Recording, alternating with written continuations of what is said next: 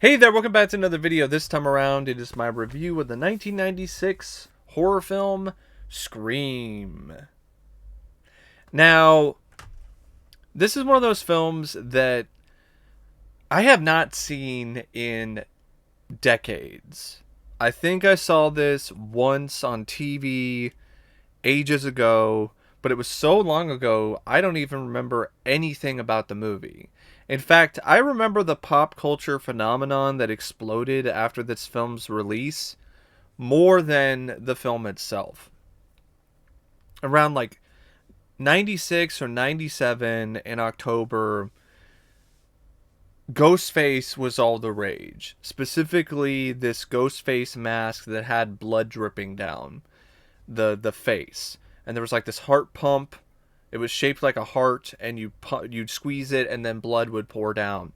And I remember that being like the hot ticket item, and everyone was scrambling, and everyone wanted to get one. Even I wanted to get one, but my parents would never even remotely consider the idea because they were against horror films. They were against that kind of stuff. And what's funny is my mom at the time, I think that was when she was starting to work as a phlebotomist, so she was like drawing blood for a living, but she was like, no, you can't have fake blood. I deal with real blood every day, but fake blood? Nah, I don't think so. But I just thought that was kind of funny in retrospect. But yeah, I was not able to get one, but my friend got one, and that Halloween it was insane. Like almost everyone was Ghostface. Like you couldn't even find any Ghostface costumes if you're trying to do some last minute Halloween costume shopping. Like none of them were available. They were all sold out, and specifically you definitely could not find that mask. So I remember that very vividly, and I'm probably not the only one because I know a lot of 90s kids are probably in the same boat. Like that was like the biggest deal back in the day. So this film definitely left a mark on pop culture, but for some reason I just didn't leave a significant impression on me. It's similar to my experience with the Blair Witch Project, where I saw it once, didn't think much of it. Then I rewatched it recently and really enjoyed it. And then the same thing happened here with Scream. I watched it for the first time in ages, and for the most part, I loved it. I thought this was a great film. I thought this was a very clever, a very smart, a very stylish, and well made, entertaining slasher. And I would definitely say it's one of my favorite horror films from the 90s, easily. And definitely one of Wes Craven's finest works. I don't get the recent hate that this film is getting from the horror community, at least some people in the horror community, saying that it's not a horror film because it has comedy in it. I think that's a bunch of bullshit. So, by that logic, is Jason Lives also not a horror movie? Because that has meta moments and has comedy in it. I think it's a stupid argument. And I think the film is still genuinely suspenseful. I think there are some moments where it actually does deliver some real scares and real screams. So I don't think that it's just some dumb, goofy comedy with no horror in it. I just don't agree with that at all. But the film is directed by Wes Craven, one of the masters of the horror genre, a man who to this day is still very, very missed. And Wes initially didn't want to do this film.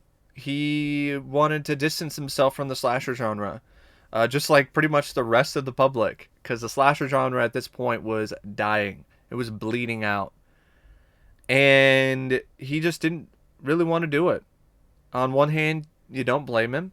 He was busy with pre-production on The Haunting, and he was looking forward to doing that, and he just didn't want to do Scream. And Kevin Williamson was a relatively unknown screenwriter. He was kind of a newcomer to the uh, realm of Hollywood and so on. Like, he might have worked on a few things, but he wasn't really a well-known name. So there was a lot of stuff going around where people were just kind of like, I don't know about this guy. He wrote the script titled Scary Movie, and a lot of people just didn't get the script. They thought it was just more of a comedy than a horror film. They didn't get the point of it. And it took him a while to even get anyone to buy the script, let alone consider making it. But he did some rewrites, he did some things, he switched some things around, and then it started a bidding war. And then anybody who was anybody in Hollywood at the time had their eye on that script. And ultimately, Kevin Williamson settled with Dimension, and I think Miramax also had a little bit of it, a little bit of involvement. But he settled with Dimension because he felt that they would be able to get away with more. The film would be able to get made quicker, and the rest is history. Now, Kevin is the one that really wanted Wes Craven. He felt that Wes was the perfect guy to direct this film, the perfect person to helm this project, because of the fact that he really knew how to blend together horror and comedy in a way that felt rather seamless. And they tried to get other horror directors involved. I think George A. Romero was interviewed at one point. They had a couple other people, that Robert Rodriguez, some fairly well-known names in the genre, but Williamson, he just felt they didn't get it. So, as fate would have it, the project that Wes was working on at the time, the Haunting remake, ultimately went into turnaround, went into development hell, and now he was available. And they courted Wes again. And again, he was like, no, I do not want to do this. Drew Barrymore wound up getting cast in the film, and that's the domino that fell that really caused Wes to change his mind. He felt like, oh, if Drew's going to do a film like this, then maybe I should take another look at this. Maybe I should actually consider doing this film. Took another look at it, and then signed on, and did a absolutely spectacular job. And he was so instrumental to this film's success. I don't think this film would be anywhere near as successful as it is without Wes Craven. I really don't. He was the one that lobbied for Jamie Kennedy because he thought he was funny and liked his ability to improv. He's the one that allowed actors on the set to improvise, like Matthew Lillard. He's the one that kept things contained, kept things from going out of control or going off the rails when the production stretched out. Because there were some moments in this film where things got a little dire in terms of the production because they were taking a long time. The finale, the last 42 minutes of the film, it was a 21-day shoot. 21 days just shooting 42 minutes of the film. So it was a grueling shoot, and Wes was there at the forefront, and he was the guy who was making sure everybody felt like that things were going okay. And it was very helpful that you had a veteran filmmaker who had so many films under his belt and had experienced so many other instances of potential difficulties involving a production, that things still wound up running smoothly because of the fact that Wes was behind the camera. And you also had absolutely amazing mixes of horror and comedy where the film would make you laugh, but then it would actually also send a chill down your spine or actually make you jump or bite your nails in suspense. And he was also the one that really lobbied for Williamson to insert more of the graphic violence back into the screenplay that he cut out in order to get some more people willing to uh, send offers in for his script. And this film wouldn't have as much of a bite. It wouldn't really be as sharp as it is without that visceralness, without that violence. For instance, the death that really stands out to me is not really any of the stabbings by Ghostface. It's the death of the girl who gets crushed by the garage door. Like that's a scene that really makes you wince and goes like, it makes you go, "Oh god damn. Ow." And it was a creative death because that was like the first time I ever remember a slasher film using a garage door in a way to kill a victim. Like that was very creative. And it was also the first horror film, first slasher that really took a meta approach to the genre in the way that it did, in terms of talking about films like Halloween and having horror fans converse and talk about other horror films. It was an inclusive aspect of horror films that really didn't exist until Scream. I mean, you had some horror film parodies prior to Scream, like Student Bodies, for instance, but that wasn't nearly as inclusive. There wasn't really a lot of winks at the audience. There weren't a ton of Easter eggs. There weren't stuff like that. There was just more of a straightforward parody of the genre. And this broke some serious new ground, and Wes was just the absolute perfect guy to do that. The sequences that needed to be suspenseful, that needed to be scary, they definitely had everything that you needed from a directorial standpoint to really make those scenes click. And then when it comes to the comedy, he was able to have the right tone for those scenes and really made it so things weren't too jarring in terms of the different tones that are mixed throughout the film. It really is a terrific job by Wes Craven. And you get the same technical mastery that Wes is known for when it comes to angles and shot selection. So yeah, it's one of those films that I would say this and Scream 2 to me are Wes Craven's final last hurrahs when it comes to the best that Wes has to offer as a director, because he did some films afterwards, but I just don't think they were nearly on the same level as his work in his prime. I think these last two films, that was the last that we really saw of prime Wes Craven. The script by Kevin Williamson, it is a masterful script. It really is. I think it's a great screenplay. It has one of the best cat and mouse games I've seen in a film like this in terms of all the red herrings and everything, keeping you guessing.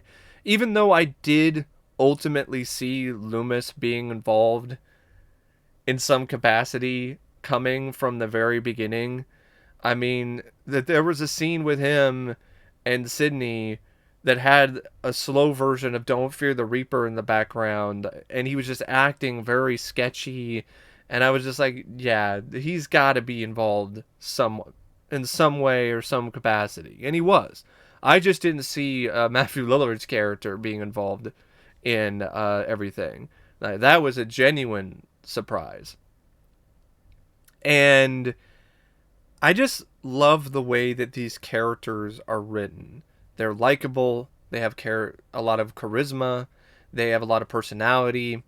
They have fun. And as a result, you really enjoy watching these characters. And there is some actual suspense when they are being stalked and slashed and killed or near death, because you actually grow to like these characters.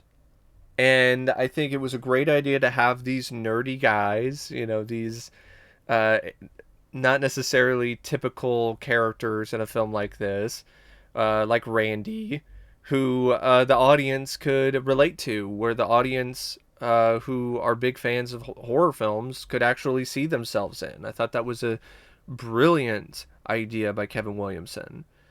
And this is an example of a script that does meta in the genre the right way. Because it's done in a way that's not only clever, but it's also respectful and it's not lazy. See, that's the thing. A lot of films that try to be meta now in this genre are just lazy. And Scream is not a lazy film when it comes to the meta nature of it. And it's not meta first, characters and story second and third. That's another thing too. It's characters, story first and second, and meta is third. So it's not completely bombarding you with meta jokes throughout the entirety of the movie. There are some meta jokes, there's some nice bits of meta humor, there are fun references, there's a nice use of John Carpenter's Halloween, for instance, including John Carpenter's score, which I thought was really cool. And there are other moments where it's nodding at the audience and letting them in on the joke, but it's not shoving it down your throat, and it's still an effective murder mystery and an effective slasher mixed in with all those different elements. I think having the killer communicate the way he did in the beginning, that was really novel.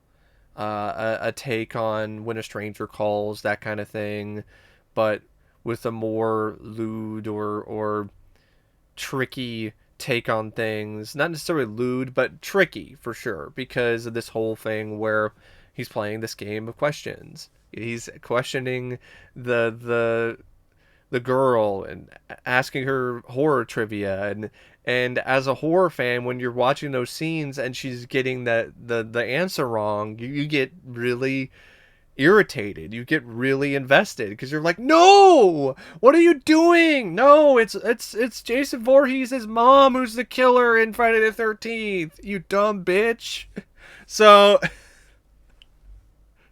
it's a different way to get a horror fan involved in the film than previously, because a lot of the times you'd still get involved, you'd be like, don't go in the basement, what are you doing, don't do that. But this Scream introduced a way where it gave you that sensation, it gave you that connection in a way that really wasn't there before, where you actually felt like a legitimate part of the experience. And there are bits of social commentary sprinkled in, but not a ton of it, and not to the point where it becomes preachy or pretentious. It could have done that near the end, but it didn't, and I'm really thankful for the film for doing that. And when it comes to kills, when it comes to that kind of stuff, other than the garage door death, like, I will be honest, it's not that great when it comes to the kills. A lot of it's just very generic stabs and slashes. The most creativity comes from the garage door death, or from the moment near the end when the two killers are mutilating themselves. But other than that, a lot of it, the creativity is with the callbacks, with the meta nature of the script. And that's fine, because at this point in the slasher genre, like, almost anything, almost every single form, shape, or way that somebody could be killed had already been done. So I'm okay with the film not having groundbreaking, amazing death scenes in every frame.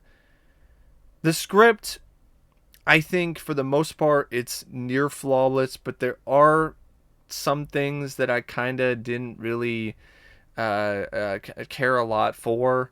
For one, I don't really care for some of the on the nose nature of some of these characters. I think it could have done a little bit better job making some of these characters more than just an obvious red herring, like the principal. It was a very heavy-handed character, uh, and I don't think that was written very well. And there's a couple other instances here and there where the film can kind of falter in that regard. Some of the humor also kind of doesn't always work, but that's just how it is for any kind of film that's attempting to be a comedy. Uh, but there are some real moments of suspense that actually made me jump. And speaking of jumps, that's another thing I will say that I don't like about this film, that I would say prevents it from being like a 5-star flick for me, as well as some of the other elements that I talked about already from the story and from the script. The jump scares. There are too many of them, and there are moments when it could use a jump scare as comedy, but it doesn't really do it, or it's clunky. And there are a lot of cheap jump scares in this film, which I definitely did not care for at all. But one of the things that I also appreciated about the film was the characters and how well they were written. Sidney Prescott and her backstory, you were very sympathetic towards her. You really felt for her, considering what happened to her mother. And it was just a very tragic situation. And you rooted for her. And it did a good job with the other supporting characters by giving them enough of a personality to make them stand out in a good way, like Randy and so on. I even liked the dynamic between Dewey and the reporter, played by Courtney Cox. I really liked that dynamic. I thought that was different. I thought that was fresh. I thought that was honestly pretty cool. They had this kind of antagonistic thing going on, and then they formed an actual genuine connection. They had some real chemistry, and they had some fun moments together. So overall, the script is a really fine example of how to balance horror and comedy in a way that is very strong and consistently good in terms of quality. The cast is also phenomenal. I mean, it's a fantastic cast. I mean, Neve Campbell as Sidney Prescott, honestly one of her best roles. I mean, she was really good in The Craft. Initially, she also didn't want to do this movie. She was like, nah, not for me. I'm trying to do different stuff in my career. But then her co-star from The Craft, Skeet Ulrich, was cast. And then she was like, oh, Skeet's in the film? I'll do it then. And so I think that was a really cool thing, because it just seemed like fate. It was definitely fate that Neve Campbell would be involved with this film. It was a really great role for her. And I honestly think Sidney Prescott is one of the best final girls that I've seen, because she's got a certain nature to her where she seems like somebody that you could actually get to know. She seems like somebody that's not out of your league or unapproachable, and at the same time, she can kick some serious ass. Courtney Cox plays Gail Weathers, a reporter, and it's a very bitchy performance, but it's done in a way where it's still entertaining. It's still enjoyable to watch. And it was a great bit of casting, and Courtney Cox fought really hard for this role because the studio didn't want her to be in the film. They thought that she was too kind, she was too good-hearted. They typecast her as her character in Friends, and she was like, no, I can do this.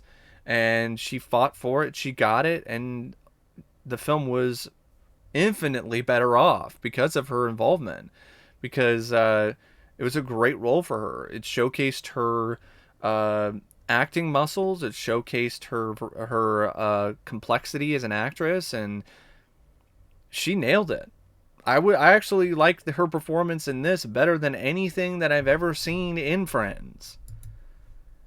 Matthew Lillard, I think at times his performance is a little grating. Like, he's a little too out there, or overacting, or hammy, or trying to be funny. But there are some other moments where he's actually really genuinely chilling. So I think it's a good performance. I don't like it as much as some other people do. I think he could have toned it down a little bit. But overall, I'm still glad that he's there and he's having fun. Because I'd rather him have fun than be a sad sack or be a zombie throughout the movie. David Arquette, he plays Dewey. I really like this performance. I really like this character. It was a different sort of take on a police officer who's investigating a case. He was young. He was a relatively underappreciated and not very well respected member of the police department. So it was a very different kind of take when it comes to investigation or somebody being involved in a story like this. And like I said earlier, I loved the banter and I loved the connection between him and Gail, and David and Courtney Cox were just so good together. And you could see why they ultimately became a couple for a certain amount of time, because it was just a really genuine connection. Rose McGowan, this is honestly, other than Jawbreaker, I would say this is my favorite performance from her. Jawbreaker's a different kind of role that she also excelled in, but here she played the ditzy blonde trope, but she did it to perfection. I love this character. She was bubbly, she was fun, she was also not afraid to stand up and be there for Sydney and take charge at certain scenes, at certain moments. I really like that character a lot, and that's what made that death scene all the more impactful for me. It really left its mark in a way that is very visceral because of the fact that I really liked that character. It was one of those things where I was like, man, that sucks. Like she was hot, she was cool, she was not afraid to hang out with the nerds and do all this other stuff, and she gets her head crushed. Like, man, it sucks. Skeet Ulrich, he was cast apparently because he reminded Wes Craven and some of the other people of a young Johnny Depp in Nightmare on Elm Street. I could definitely see that. This is arguably his best performance, I would say, of his entire career. You just felt like something was off about this guy from the very beginning, and when he ultimately reveals his plan at the end, it's very chilling, intense stuff. Like, he really did make you buy that this guy was completely fucking nuts, and it really made those scenes even more suspenseful and unpredictable at times, because you're like, what the fuck is this guy gonna do next? Jamie Kennedy, really enjoyed this performance. I really liked Randy talking about his horror film rules and making all these conversations about films and so on.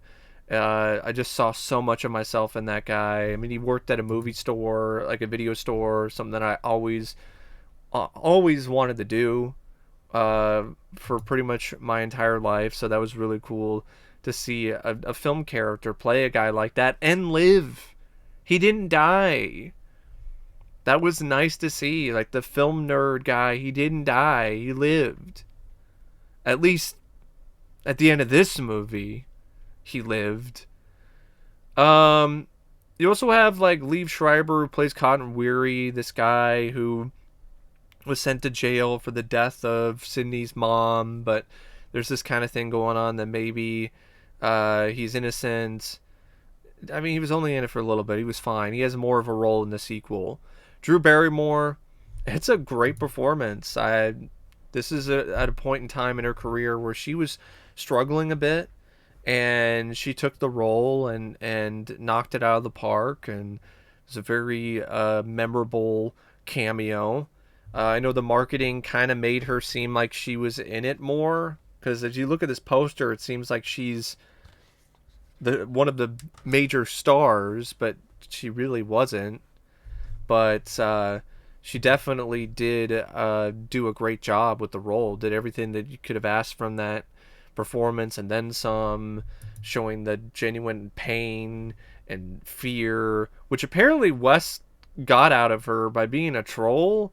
Like he just told her stories of like really twisted animal abuse, and then it was like, hey, I'm gonna light the lighter. It was like all about like lighting animals on fire or some shit, and he's like, hey Drew, I'm lighting the lighter, and then she would just like fucking cry, and I was just like, wow, Wes, that's that's kind of fucked up. May you rest in peace. But man, that is kind of twisted. But hey, whatever you got to do, right? Whatever you got to do to get the most genuine, the best performance you can. Um, Roger L. Jackson, instantly iconic as the voice of Ghostface. Although to me, it kind of sounded like he was doing an impression of Kevin Bacon. I can't be the only one. Like, it kind of sounded like Kevin Bacon. Like, when Kevin Bacon is doing his creepy, scary voice, like in Hollow Man, kind of reminded me of that. Henry Winkler, he's in this as the principal.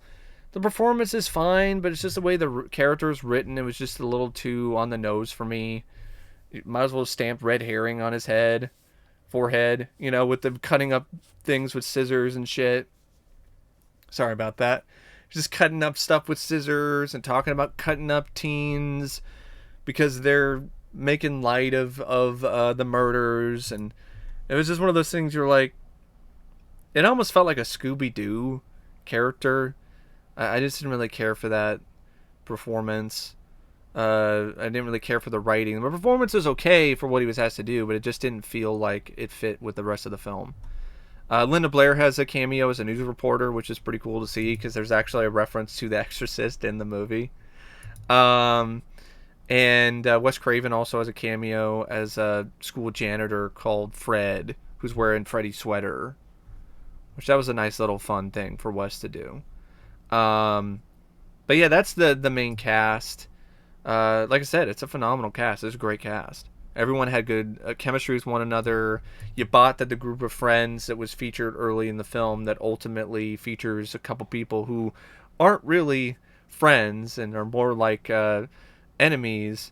It really did do a good job making that group feel very authentic in terms of the connection that they had with one another. And it featured some really nice cinematography by Mark Irwin, except from what I'm hearing, and I don't know if this is 100% accurate, sorry, if you hear anything in the background,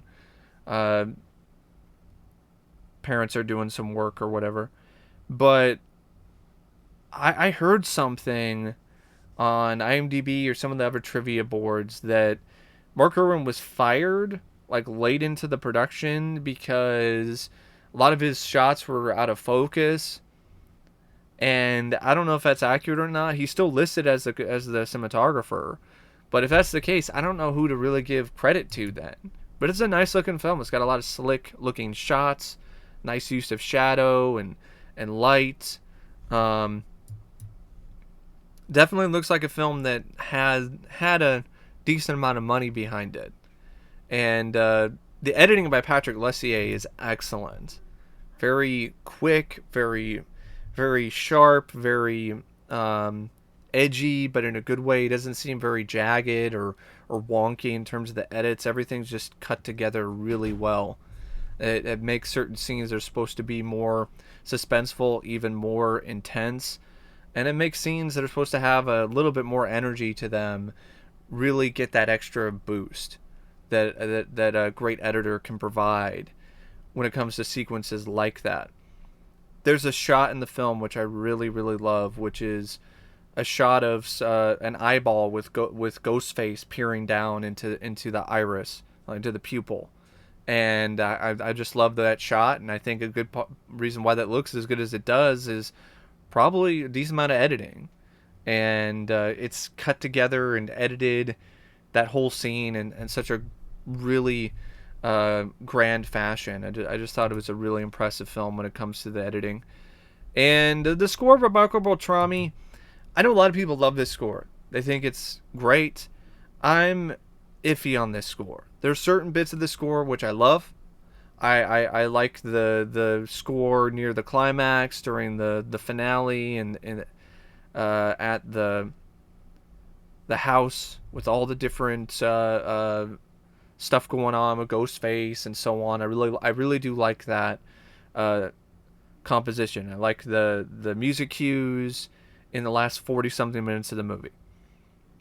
I even like the use of certain songs on the soundtrack. Moby near the end, I thought that was a nice inspired choice.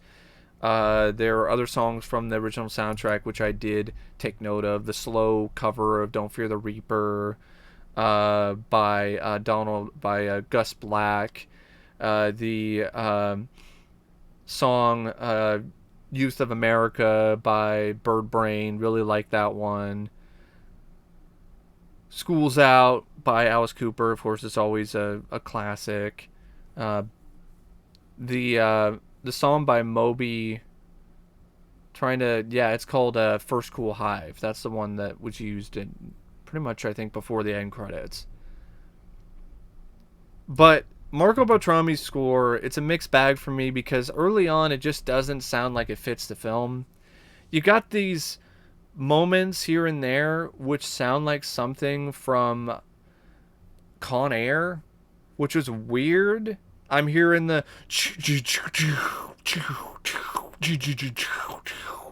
and it doesn't really fit this film.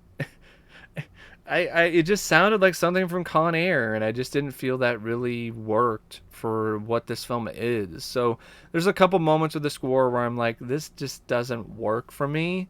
But then there's some other moments where it actually does fit the film very well. So yeah, it's a mixed bag for me. I don't think it's a bad score, but I do think it's got a little more flaws than a lot of other people. But that's just me personally. I still think it's a good score.